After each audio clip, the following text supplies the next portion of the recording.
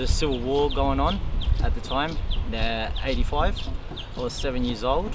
Dad was dropping me off for my first day of school, and they hijacked my dad in the van that he had, told him to drive around the corner, and pretty much they were gonna go kill him.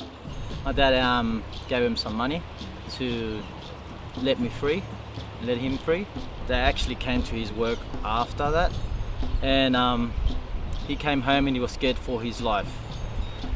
So he made a choice to flee El Salvador to Mexico, and he told us to sell our belongings, sell the house that he had, that he built, and pretty much we had to leave El Salvador with 6 luggages, meet him in Mexico later.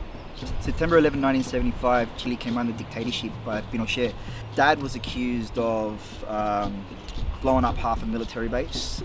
To this day, we don't know whether or not he did it or not. So he was captured, they tortured him, and they wanted to execute him. So we all lived separately. So I lived with one family, my brother lived with one, my sister lived with one. And we never really lived together as a family until we had the opportunity to flee Chile and come to Australia. We applied for refugee visas to come to Australia. We waited 6 months and Australia accepted us. Coming to Australia, I wasn't that good at school. I was only good at sport.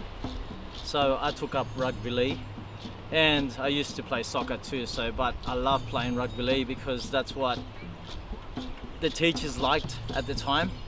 So being good at rugby league, they used to high-five you, give you merits, and that's what I loved, you know. So that's how I got involved in rugby league. It wasn't until I got to high school and I moved to Mascot when I discovered rugby league, and I just fell in love with it.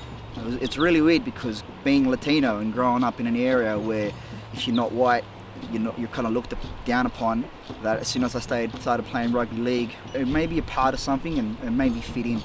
Chile and El Salvador are the first 2 nations to play in a 13-a-side rugby league match, international rules, is phenomenal. I mean, Latin Heat only started a couple of years ago. Now it's just about every Latin nation's going to have enough players to fill their own teams, and hopefully Chile's going to start a domestic competition that will get us into the World Cup.